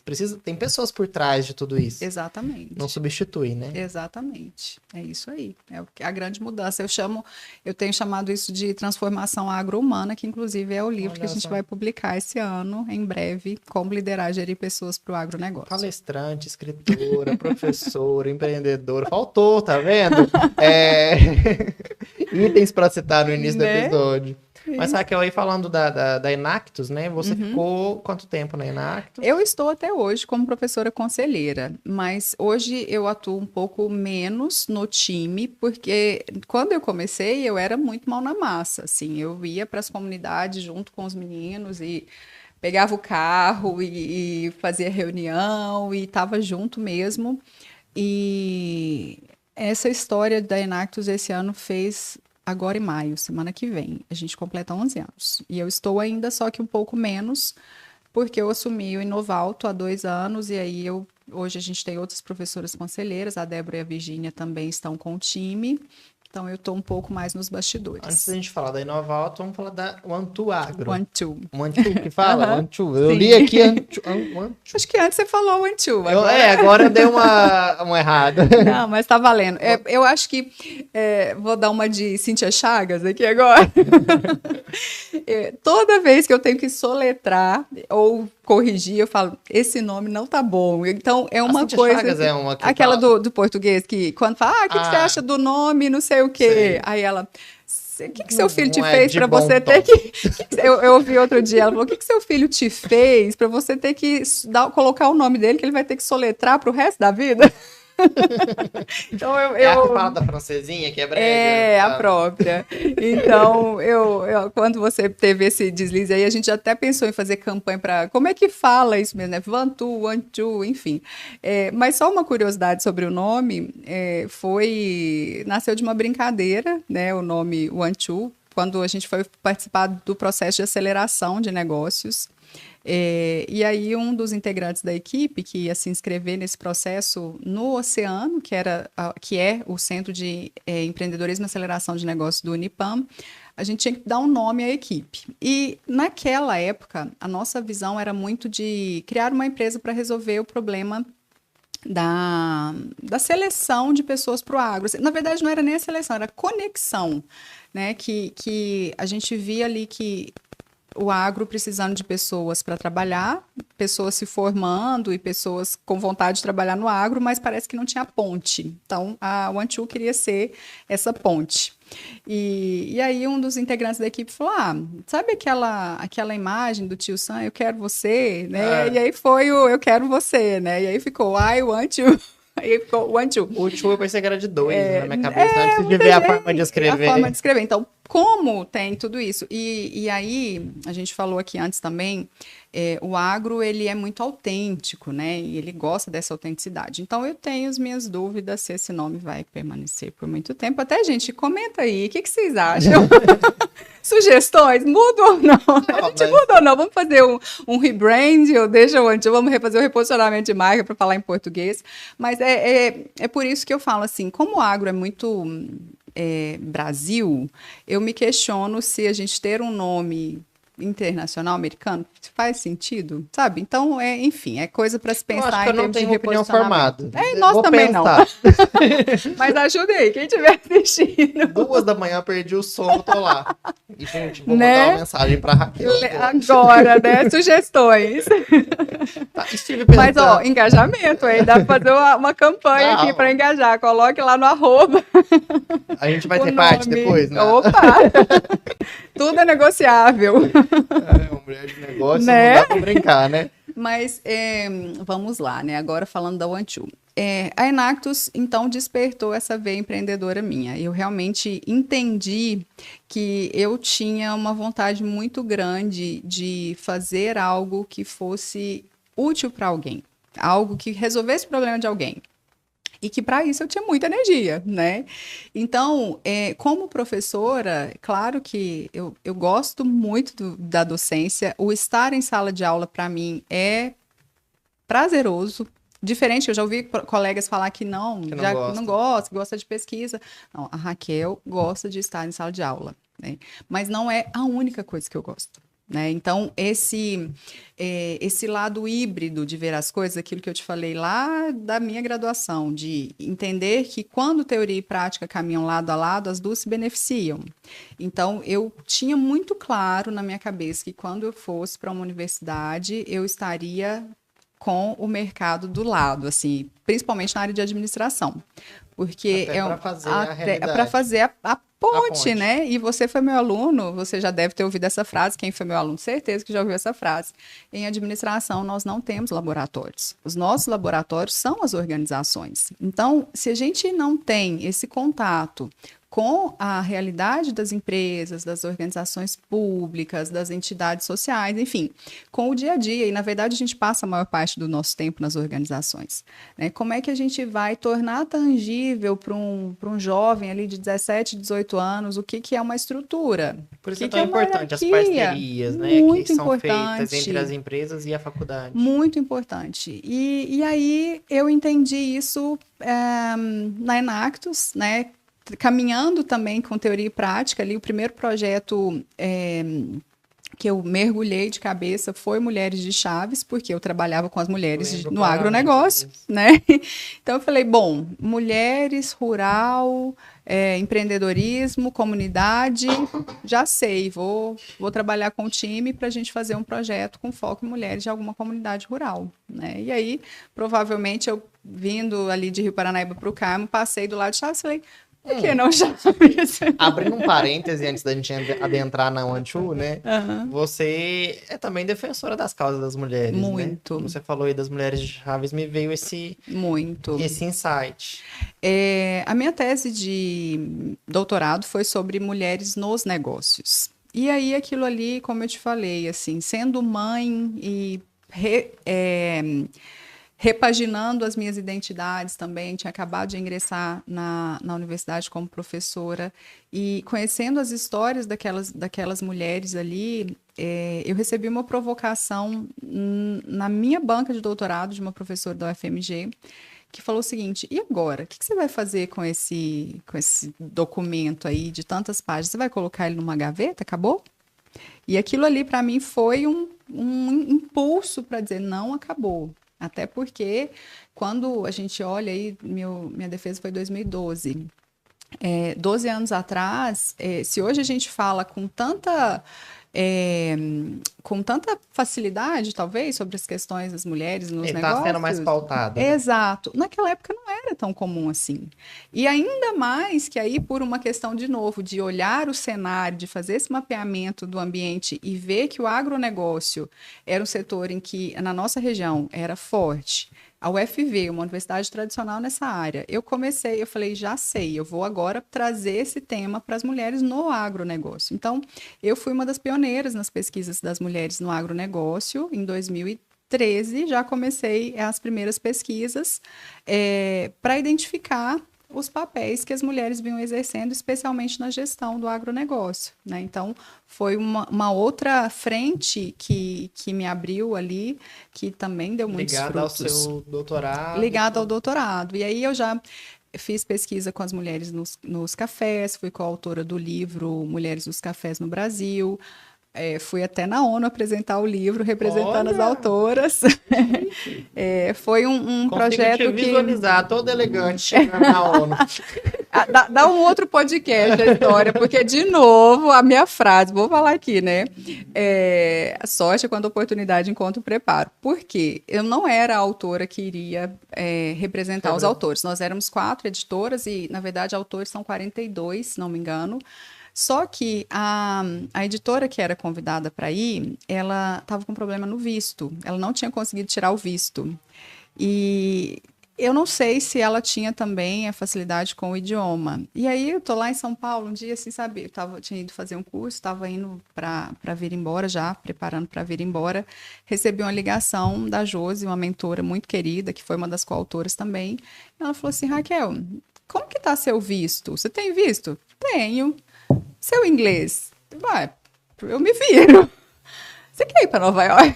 Aí, tipo assim, Quero. hã? Né? Como assim, né? Aí ela falou, não, é que aconteceu tal coisa e tal. E quando pra isso você fala, desculpa, mas quando os meninos te pararam lá no corredor do FV, você falou, sim, topo. Pra ir pra Nova York, não. Mas eu tinha que entender primeiro, né? Eita, deu trabalho. Mas, enfim, até porque era na semana seguinte. Era tipo, daqui uma semana. Entende? E até porque, para você ter uma ideia, na universidade, para uma viagem a trabalho, a gente tem que ter uma portaria no Diário Oficial da União, liberando com a data certinha que você vai e volta. E o prazo que o UFV pede são 90 dias. Eu tinha uma semana para fazer isso. Entendeu? Por que eu falei, deixa eu pensar. Não dá pra pedir uma folga. Não dá. Mas deu certo, né? Enfim, então foi uma coisa muito... Eu falo disso, assim, com orgulho também, mas é porque me abriu muitas portas. E sabe aquela história que eu contei lá das minhas origens, né? E olhar para a infância que eu tive ali, muito... conhecendo esse mundo aqui, eu acho que essas experiências em que eu pude chegar em lugares como esse, representando um grupo de pessoas que se dedicou a um tema tão nobre, sabe? Porque falar de mulheres na cafeicultura, o Brasil sendo o país maior produtor mundial, segundo maior consumidor, ou o primeiro, dependendo aí como se fala. E esse livro, ele veio para não para contestar, mas ele veio para trazer uma informação nova para o mundo de que tinham muitas mulheres na cafeicultura no Brasil, porque existia uma publicação internacional que mencionava em uma linha que o Brasil não tinha mulheres no café, ou que elas eram poucas e por isso não precisava se falar sobre as mulheres na cafeicultura. A realidade não é outra. Não é essa, né? Tanto que hoje... 5, 6 anos depois, a IWCA, que é a Aliança Internacional das Mulheres do Café, foi fundada em 2013, se eu não me engano, ela já fez 10 anos também, 2012. Hoje, o trabalho que vem sendo feito com as mulheres no café, tanto pela IWCA quanto por outros inúmeros grupos que vieram depois, é graças a esse movimento de visibilidade que se deu ao tema. Aí, quando eu me descobri muito empreendedora, já não era com vontade, né? Com vontade de fazer acontecer, um belo dia estava eu em sala de aula, numa aula de RH, ouvindo os alunos apresentar um trabalho. Eles falando de um livro que eles tinham lido sobre RH, gestão de pessoas. Sabe assim, eu me vi como uma aluna olhando aquilo ali e falei, meu Deus, que coisa chata, né? Será que é isso mesmo, né? Que é gestão de pessoas, que é RH, essa visão que esses meninos estão tendo é isso? O ano é 2017, o mundo mudou, as coisas mudaram, a internet está aí, tanta coisa acontecendo, a tecnologia está aí. Não dá para ser assim. E aí, PH é engraçado que... Será que eu não estava nesse trabalho não, né? Não, é bom, né? Nem vai que eu conto o nome aqui, hein? Vou contar. 2017, eu formei em 2018, eu falei, eita. Não, você já tinha feito, já tinha passado, com certeza. Mas eu olhei para aquilo ali E eu falei, não, deve ter um outro jeito de fazer gestão de pessoas, deve ter um outro jeito de fazer RH. E eu conto essa história, gosto, né? Já que para contar a história, nesse dia eu praticamente não consegui dormir. Minha cabeça ficou a mil, né? Como eu leciono à noite, tem dias que eu chego em casa e não consigo desligar. Esse dia foi um deles. Eu peguei uma folha, eu comecei a rabiscar, e aí eu ficava, gente, mas o que dá para colocar a tecnologia aqui? Como que a tecnologia pode ajudar a melhorar essa gestão de pessoas? E aí, eu acordei no outro dia com uma ideia, né, assim, toda achando que eu tinha descoberto a eletricidade de novo, né? Falei, pronto, já sei, a gente precisa fazer um Uber da gestão de pessoas. A gente tem vagas, tem pessoas que querem trabalhar, a gente vai levar as vagas até as pessoas e as pessoas até as vagas. Falei, e agora? Como é que eu começo? E sabe, PH, que aquela história de teoria e prática, eu senti na pele aquilo ali, né? No empreendedorismo tem o termo em inglês, assim, skin in the game. Para mim, ali foi o momento que eu comecei a sentir na pele, né? Por quê? Porque professora, já vivenciando ali a administração, graduação, mestrado, doutorado, empreendedora, coach Menactus no empreendedorismo social, e me veio aquele turbilhão de emoções, assim, de como é que eu começo, para onde eu vou, isso vai dar certo, eu tô ficando louca, será que eu pirei? Para que eu vou inventar isso, né? E aí eu fui na empresa júnior, né? Eu falei, vou trocar uma ideia com os meninos da empresa júnior de sistemas de informação, porque eles vão saber me orientar, porque minha ideia está clara, a gente tem que levar vagas até as pessoas e pessoas até as vagas. E aí eu conversei com uma aluna, ela olhou para mim, acho que ela olhou, meu Deus, essa professora é louca, né?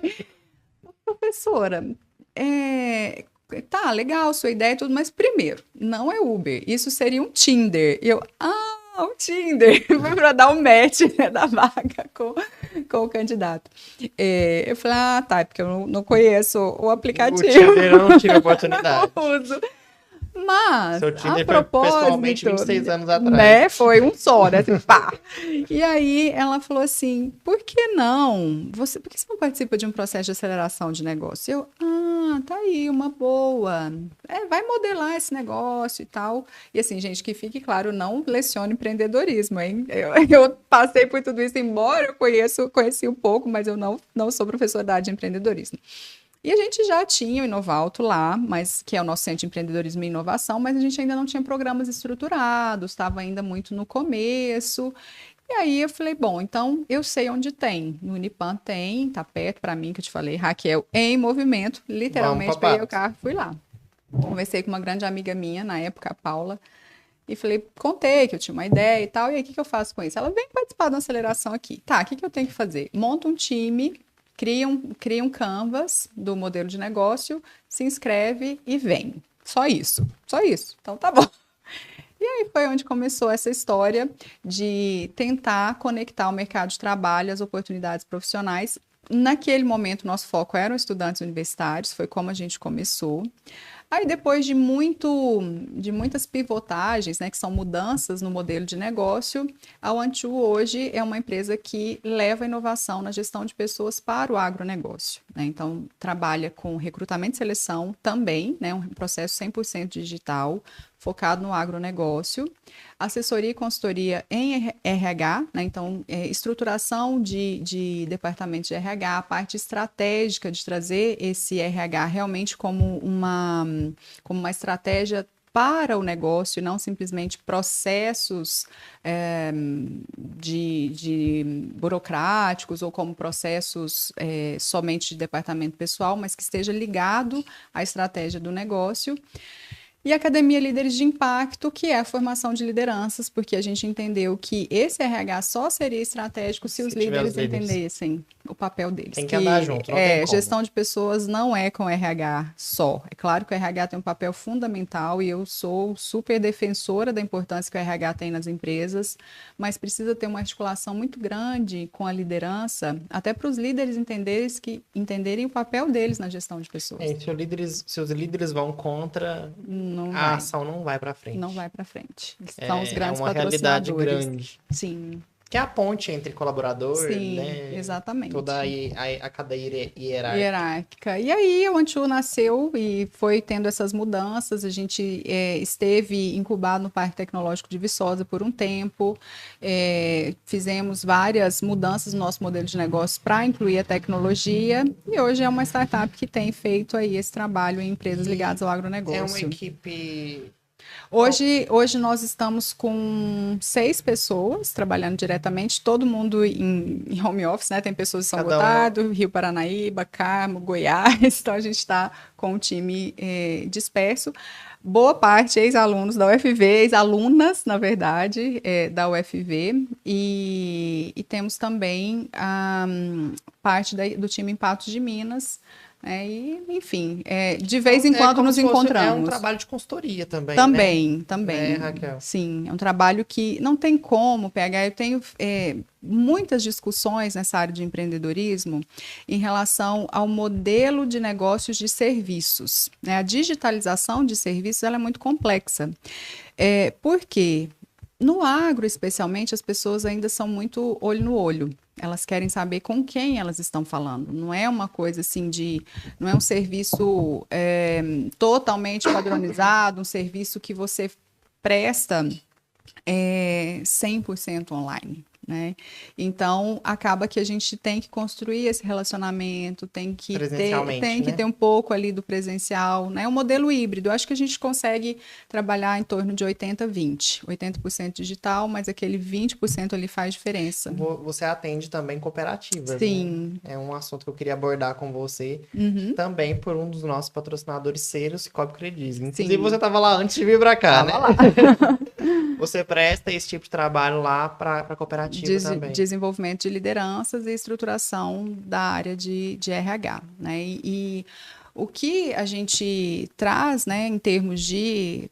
Mas não é agronegócio, muita gente já associa logo com fazenda. Mas está ligado também, né? E a visão que a gente tem é do sistema agroindustrial. Então, as cooperativas, elas são uma instituição muito importante do sistema agroindustrial. Sim. Até porque boa parte das pessoas que estão ali no conselho, nas diretorias, os clientes, né, os cooperados, são pessoas ligadas ao agronegócio. Então, a gente tem que ter essa presença também pela grande influência que tem. Eu costumo dizer que as cooperativas elas são como hubs, né? Elas distribuem conhecimento, tem um papel importante ali nessa distribuição do conhecimento. Então, se a gente faz uma mudança de mentalidade, se a gente faz uma mudança de visão em relação às pessoas nas cooperativas, isso vai acabar chegando lá na ponta, né? Nas empresas onde o agro realmente...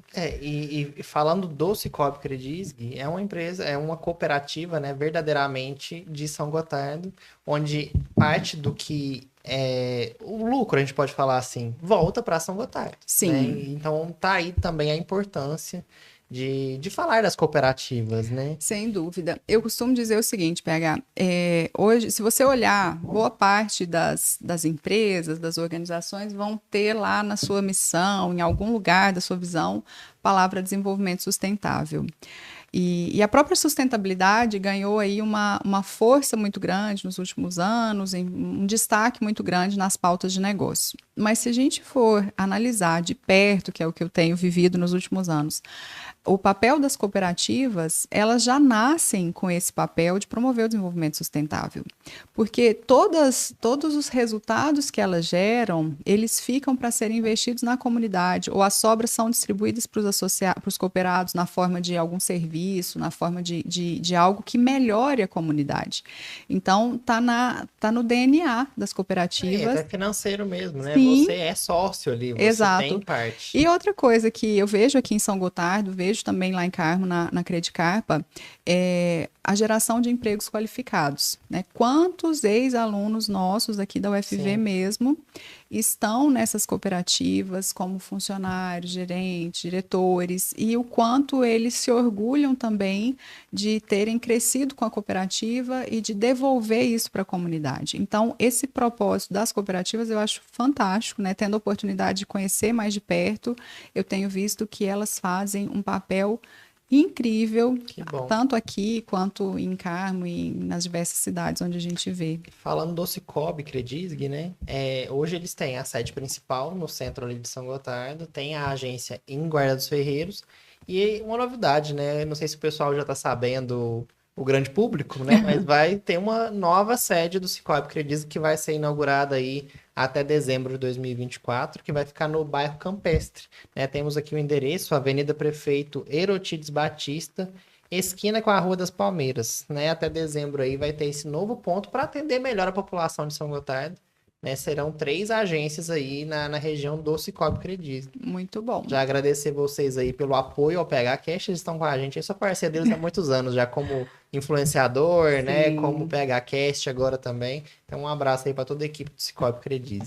E um ponto, PH, que é sempre muito falado em relação à diferença da cooperativa das outras instituições financeiras é o relacionamento, né? Sim, tá próximo tá mesmo. próximo do cooperado e nesse mundo em que a gente vê uma influência muito grande dos bancos digitais, um crescimento talvez até dessa despersonalização, construir um relacionamento de valor pode fazer a diferença na forma como a cooperativa faz negócios e também nesse retorno que traz para a sociedade. Então, é muito importante que as pessoas valorizem muito as instituições que... Como eu falei, verdadeiramente de São Gotardo, né, isso gente? aí.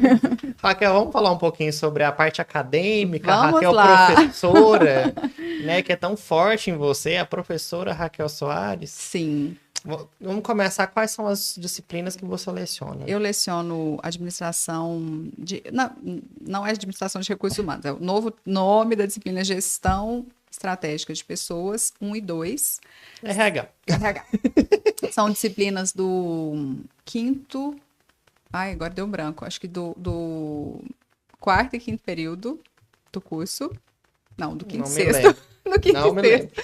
Olha, fui coordenador de curso, mas agora deu um branco, mas acho que é quinto e sexto. Quinto e sexto período do curso de administração.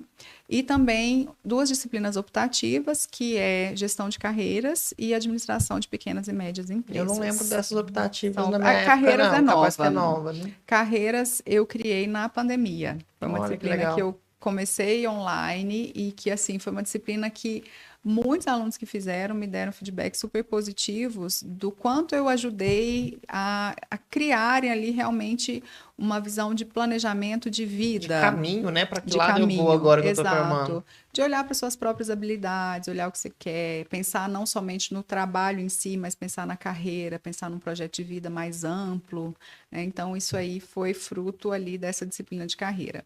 E pequenas e médias empresas é um xodó, assim, é uma disciplina que eu tenho um carinho muito grande, porque eu trabalho numa perspectiva da prática, e todo semestre que tem a disciplina, os estudantes constroem casos para ensino com empresas locais. Ou com empresas que eles tenham mais proximidade, às vezes a empresa do pai, da mãe.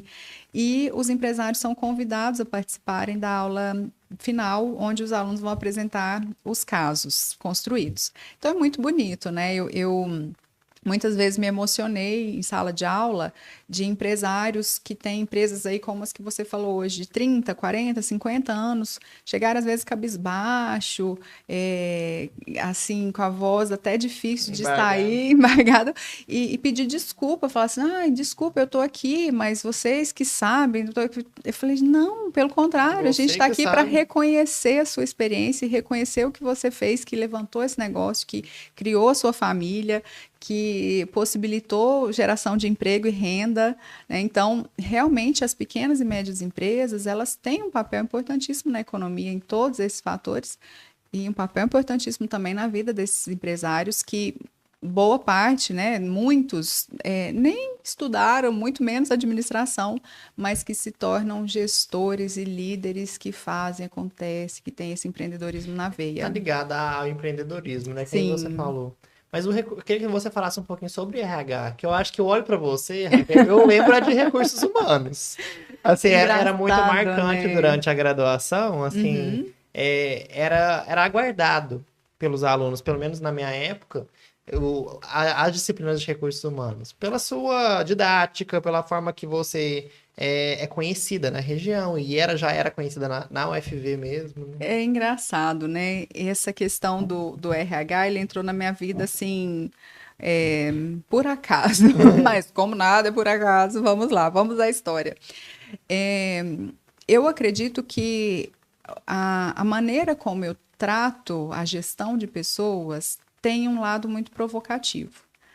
E tem um lado provocativo porque é mais ou menos você falar que você vai procurar um médico para fazer um tratamento e aí 50% é o papel dele em acertar o diagnóstico e o tratamento, 50% é o seu papel em tomar a medicação e fazer o que ele te pediu. Então, em RH, eu vejo que é mais ou menos isso. PH é 50% responsabilidade do funcionário, 50% responsabilidade da empresa. Em oferecer condições para que ele queira ficar, né? Usa-se muito o termo retenção de pessoas. Eu falo retenção, me dá uma impressão ruim, né? Como se fosse uma grade, você tem que ficar aqui. Não, eu falo que o papel... Retenção de líquidos. O papel da empresa é criar... Tomando água bem na hora. Drenagem, faz a drenagem depois. Mas o papel da empresa é fazer com que as pessoas queiram ficar. Né? Então, isso se constrói não é só com um bom recrutamento e seleção ou pagando os melhores salários. Isso se constrói com uma cultura, isso se constrói com uma liderança que realmente valoriza e reconhece as pessoas, isso se constrói com relacionamentos que você forma ali com seus colegas, com os clientes. Então, essa é a parte da empresa. É um conjunto. É um conjunto. E nós, enquanto pessoas, qual que é o nosso papel?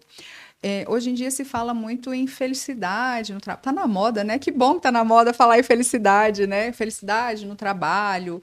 E até, olhando por um lado crítico, até assim, às vezes parece um contrassenso que as pessoas estão buscando cada vez mais a felicidade e os índices de adoecimento e de saúde mental crescendo, né? Então, peraí, onde é que a gente está errando a mão, né? E talvez...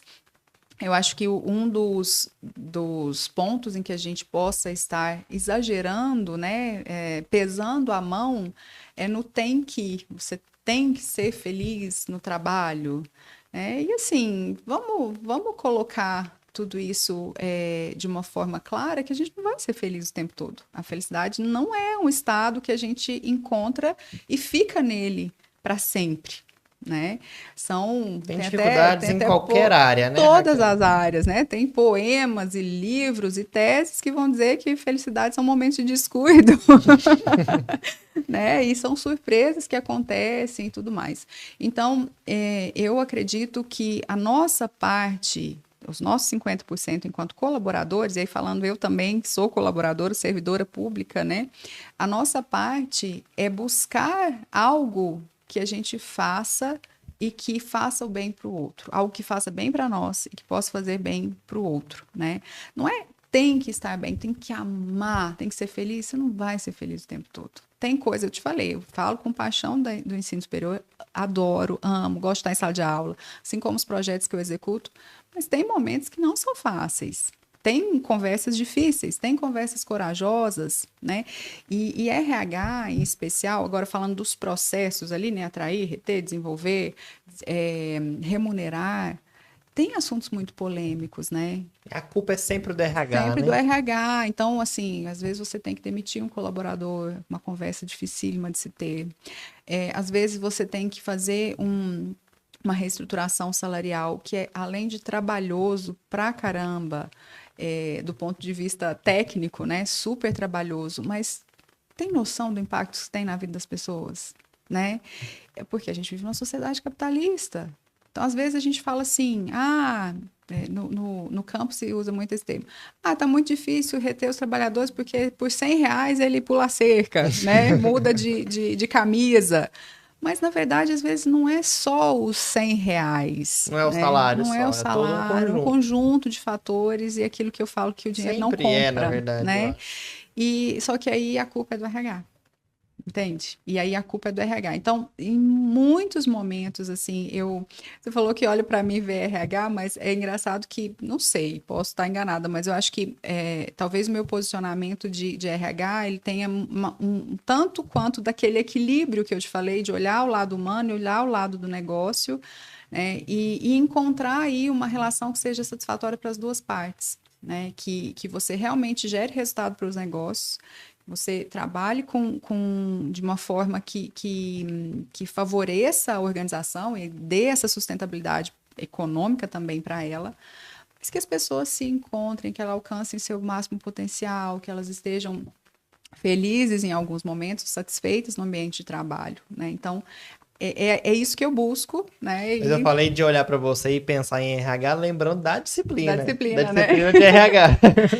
E agora, na universidade, eu acho que a disciplina, ela tem talvez os alunos tenham uma curiosidade, um interesse por ela, porque eu dou muitas dicas, né? Então eu falo assim, mesmo que você não vá trabalhar em RH, em algum momento você vai participar de um processo seletivo. E assim, as pessoas vivem aquilo ali. Às vezes elas são Exatamente. funcionárias, querem entender do processo. Exato. Então é por isso que tem uma identificação Raquel, aí. nosso prazo está chegando ao fim, mas temos Eu falo, assuntos né? ainda. Eu falo pra caramba.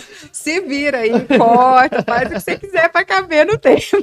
Temos que falar sobre a Inovalto. Você é Sim. coordenadora da Inovalto e eu queria entender um pouco melhor o que é a Inovalto, como que funciona isso dentro da UFV. É interessante, né, que às vezes eu mostro a minha linha do tempo, né, da minha trajetória profissional e eu vejo que Inovalto surge como mais um passo, né, um passo à frente da questão do empreendedorismo e no sentido de pensar que eu talvez de alguma forma eu possa colaborar dentro da universidade com a construção dessa mentalidade empreendedora que tem um poder tão grande de transformar realidades, né? Eu sempre penso que o fato da UFV ter vindo para cá, no sentido de formar mão de obra qualificada para as empresas. Ai, não gosto desse termo, mão de obra. Formar talentos, né? Pessoas qualificadas para empresas de qualquer setor, né? E isso é muito positivo. Agora, assim como acontece aqui em Rio Paranaíba, acontece em muitas universidades aí fora, não é interessante que você forme os talentos que eles vão embora. Né? O que a gente está, de fato, absorvendo desse conhecimento que é gerado aqui para gerar prosperidade, para gerar mudança. Então, a parte que vai para as empresas, ok, mas será que a gente não tem potencial para mais empresas, para gerar empregos, para aproveitar essas pessoas qualificadas que ficam ali estudando 5, 10 anos, né? Na UFV nós temos 2 mestrados e 3 mestrados, tem doutorado. E aí? Para onde essas pessoas vão levar todo esse conhecimento? Ele não vai ficar por aqui?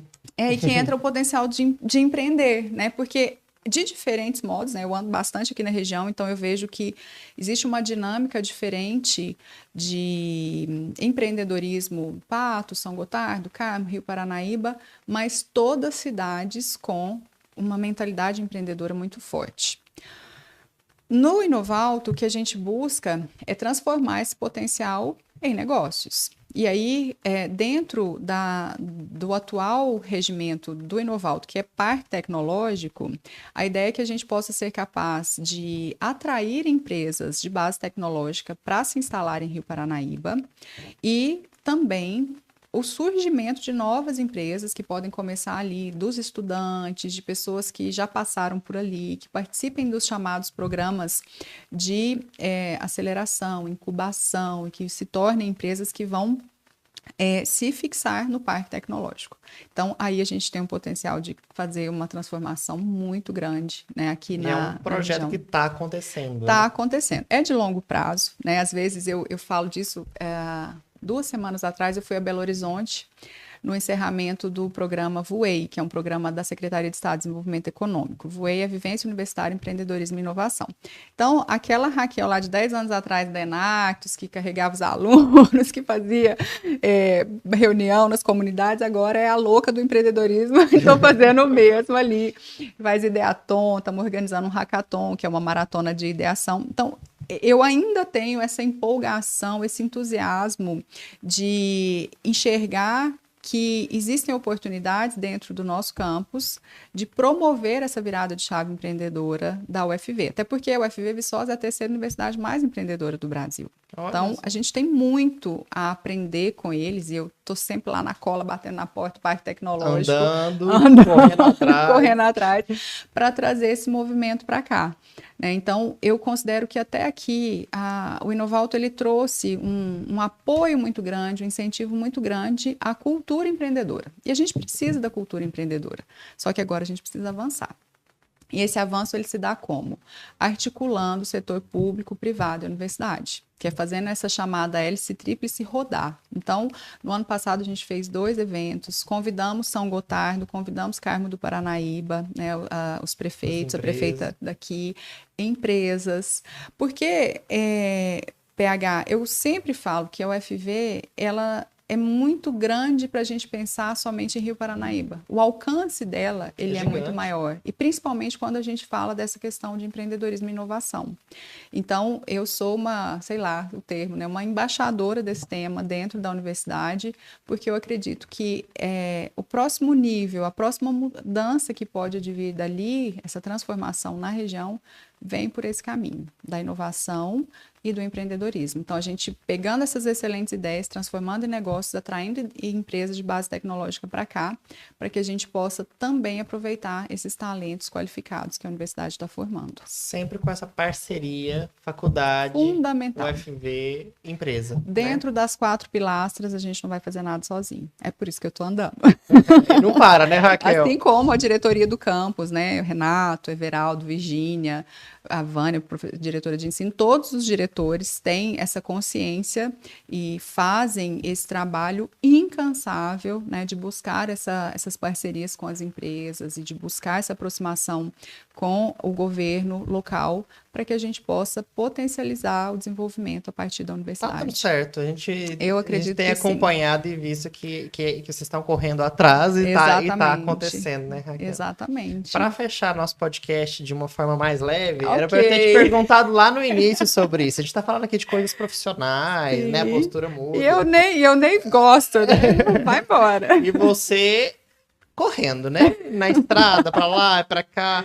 Mas e seus hobbies? Que momento que você para descansar, para voltar para Raquel pessoa física? Pois é, né, PH? É até um ponto que, dentro das competências da liderança de impacto... Tá nela, gente, não tem jeito.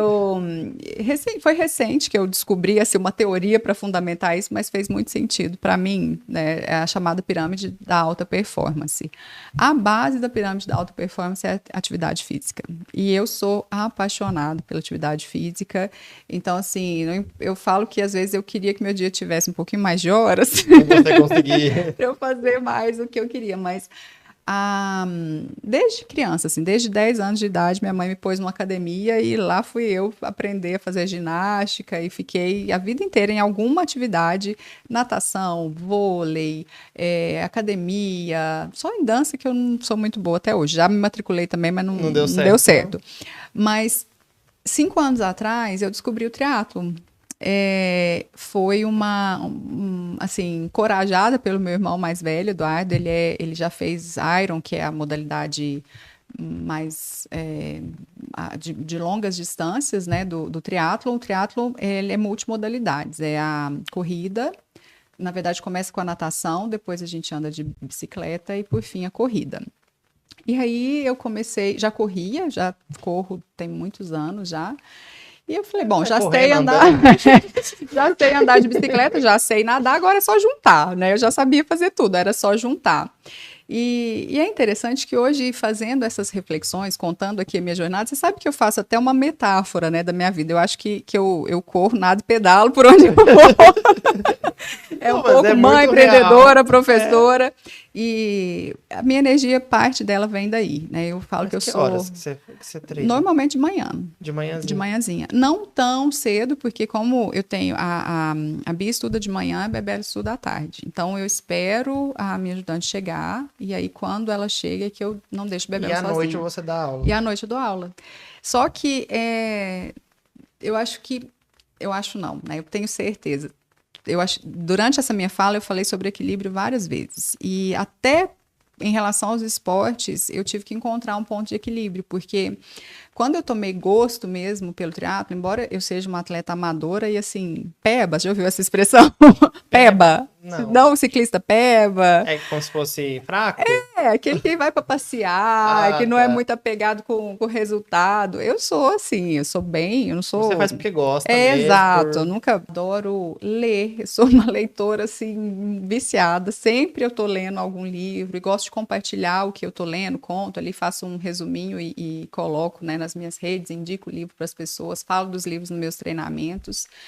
E gosto muito também desse contato com a natureza, sabe? Assim, me dá muita energia combinar tudo isso, né? Ligado às raízes, né? Ligado às raízes. Então, combino tudo isso, mais o cultivo da minha fé, da minha espiritualidade, isso tudo me dá essa energia em momentos difíceis, como eu te falei, né? Acho que todos nós temos, eu tenho os meus também, enfim, desafios, mas eu falo que é recarregar essa bateria aí, sempre também procurando me reinventar para ter sabedoria, né? Peço muito a Deus sabedoria, discernimento, né?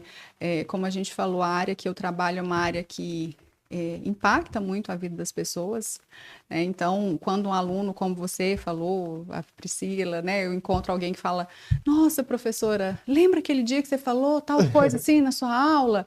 Aí, às vezes eu falo, mas não lembro. Não lembro de nada.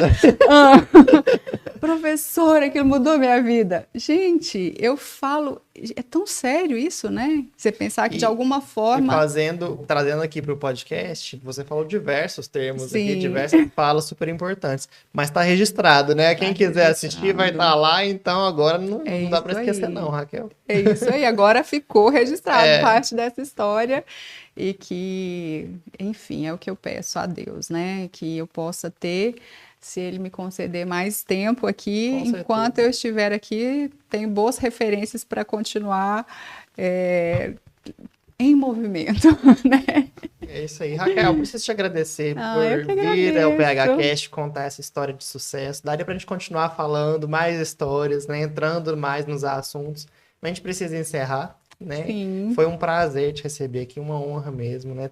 Sou muito grato às pessoas, né? Eu também. E você foi uma das que marcou a minha carreira acadêmica, né? Igual eu te falei, como professora, como orientadora. Então, eu queria te agradecer mesmo por vir contar a sua história. Obrigada. E espero que o pessoal tenha gostado. Eu também espero. E você gostou? Adorei. Assim, né? Eu falo pra caramba, assim, contei um monte de história aqui e daria outros podcasts, mas foi muito bom. Espero que as mensagens que precisam chegar às pessoas cheguem de uma forma que elas vejam assim que eu faço todo esse esforço, toda essa dedicação é movida por algo que vem muito de dentro, sabe? É uma coisa que nítido eu não consigo controlar. É uma paixão, né? Seu olho brilha. O pessoal que está assistindo vai conseguir acompanhar isso, ver isso na câmera. Seu olho realmente destaca, assim, é uma luz para nós. Eu espero que eu possa continuar trabalhando aí. E parabéns para você pelo projeto, pelo programa. Como eu te falei, sou fã, né? Nos meus trechos aí, você me faz companhia com seus ilustres convidados. Eu fico muito feliz de você estar acompanhando. Obrigada. É uma honra mesmo. Muito obrigado, bom. Raquel. Volte sempre. Obrigadão. Foi Tudo ótimo. de bom. Deus te abençoe. Amém. Pessoal, chegamos aí ao fim de mais um episódio do PHCast. Foi uma honra receber a Raquel aqui, né? Espero que vocês tenham gostado. Assistam aí até o final, né? E recadinhos do início, vamos repetir eles no final. Sigam nossas redes sociais oficiais, @phcast.oficial e @phbabo. Se inscrevam no nosso canal. E é isso, um beijo, até o próximo episódio.